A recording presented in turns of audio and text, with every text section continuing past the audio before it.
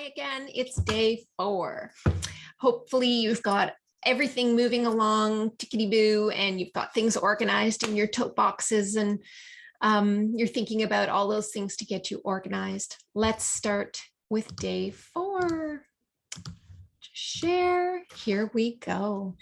All right, today we're gonna make the boom games. Boom games are fun. You just turn over a card, read it, and that's it. And if you get a boom card, you're out. I love it. Very simple. Lots and lots of reading. And then we're going to talk about student notebooks and writing as well. Remember our goal. Our goal is to make sure that they have permanent storage of these words with these spelling patterns you're learning in a systematic and explicit way. And how we do that is to make sure that they're sounding out the words from left to right and that they're playful and having fun so that the brain is relaxed. That's why we're playing games. So the brain is relaxed and they're focused more on winning the game than they are on reading the word. And then 3, we have to make sure they're making up that sentence. Don't forget that every time they turn for the boom game, every time they read it, they pick up a word. Oh, there's tap again. They pick up a word, hat. They have to read the word and then make up a sentence. That is going to do more for building that storing that word in long-term memory than anything. So make sure that they're not only reading the word, but making up the sentence.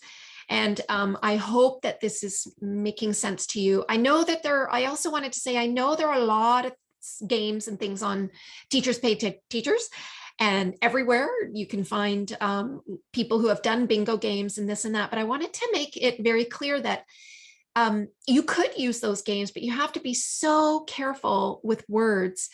For example, for peg, P-E-G, sometimes it sounds like a long A sound, peg. And so there are lots of little patterns and things of like wig. It sort of sounds like an E in the middle, wig. Children sometimes hear E. This is children that I work with that have profound dyslexia. They're not hearing the sounds in the same way that is obvious to us. They're not using the same parts of the brain to read that most of us do. And these things really matter. So I highly recommend you use either an Orton Gillingham practitioner's products and games, or use these to start. And you can fill it, like I said, you're going to have the game templates. You can fill in your own words. But if you are going to purchase games, like maybe there are other bingo games that are already done and made for you, you have to be so careful with those games. And look carefully at the words and make sure there's nothing in there that's too difficult. There's nothing like stressing out a child who has dyslexia, for example, with words that they have not, patterns that they have not been taught or mastered yet. So make sure that the games you're offering are using spelling patterns that you think that they have got a 95% chance of being able to read, so that they get practice in reading and writing. Okay, so there we go. Regular practice with printing words and sentences. So we also want to have practice printing and printing sentences with those words as well. That's also going to lock it into long-term memory. So we're going to talk about instructions for printing in notebooks. I do it, we do it, you do it strategies, making sure that we're role modeling as much as possible. And what to do when they're done. They're going to read their words and sentences to their partners or other people when they're done. And we're going to make our boom games today. Okay, so after students have played the game, they print 5 to 10 words in their notebook, depending on the student and how efficient they are at this. And their decoding knowledge, and, you know, like 60% of students are going to have probably a pretty easy time of this, but you know, many students might only be able to do, a couple of students might only be able to do a couple of words. And I really highly recommend that you get them to tap the sounds before printing. So this is how I do it. I use blocks like this. And so what you want them to do is tap the sounds, s, at. Now they're going to tap again, but say the letter names, S-A-T, and now they're going to take their pencil in their notebook and they're going to write and say the letter names, S-A-T, and then read the word sat. If you're doing this with your small groups, then this should be a no-brainer when they're doing it after they play their game. So just, again, tap the sounds.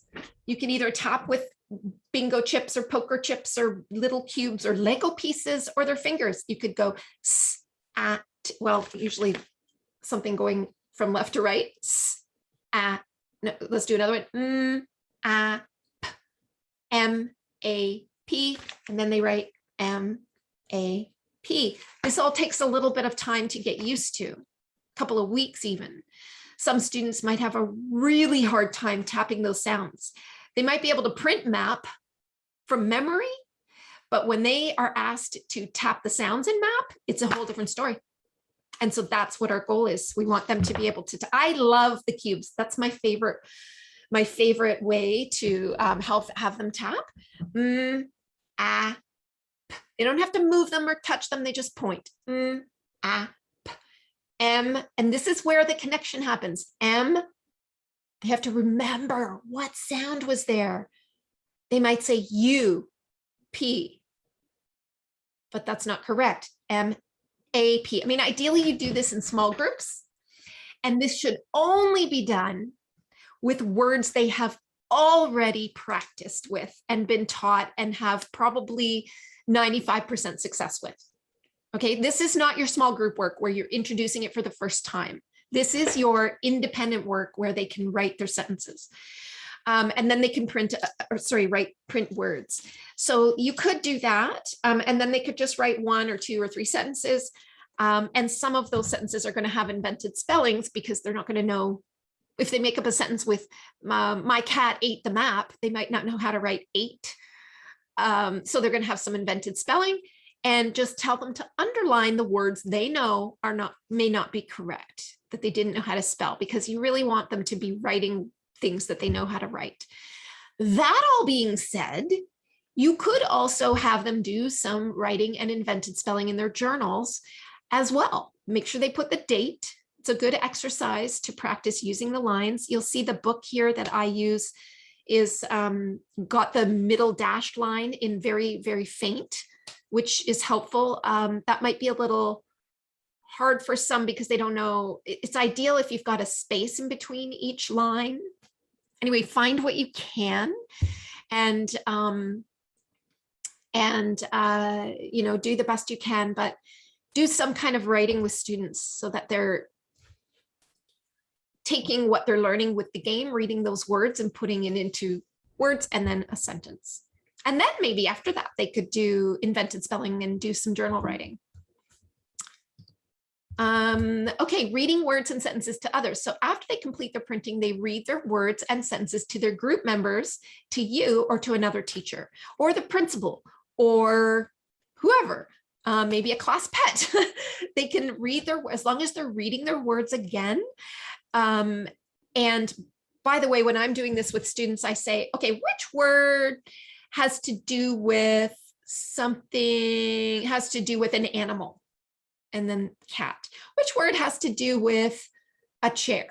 Sat. Okay, those are kind of lame examples, but you could play a little game with the word reading, and then they're practicing reading their sentences to you.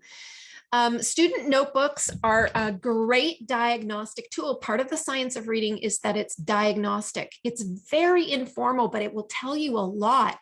First of all, are they able to write 5 words in a sentence? Are they able to write 10 words in 3 sentences? It will tell you how quickly and effortlessly they're able to print and write, and how accurate their phonological and orthographic knowledge is. Your student notebook, especially if they're working independently, you're really going to have a good viewpoint into how they're doing.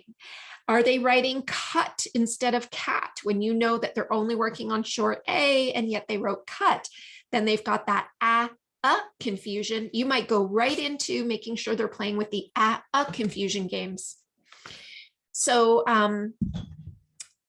yeah, you could also have them switch books and read each other's to the teacher. That would be kind of fun. There are all kinds of ways you can get them doing lots of reading and lots of writing. Okay, that's it. Today we're going to make boom games. So the boom game is simply, like I said, you copy this out. There are 34 games.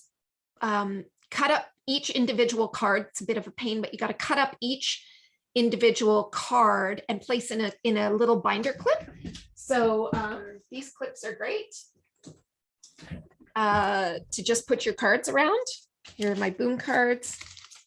And dun, dun, dun, dun, I'm just going to put a clippy on. There you go. You throw that in the bucket and they're off. They're set. They just have to turn it upside down. The only thing about this is you want to make sure that it is, you want to make sure that it's on cardstock because you don't want to see the boom.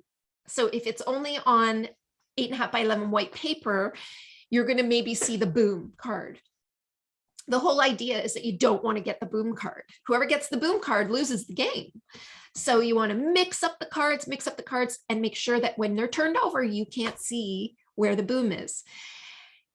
And finally, so then you label those, you put them in binder clips, put them in your file folder. You're all set with boom games. 34 games you got to start. So then, what was I going to say? So then you're going to put them all in games. Oh, and what do we have to do to make sure that these games are that they're going to be, these words are going to be stored in long-term memory? Right. You have to make sure that every time they flip over a card, they flip over bag.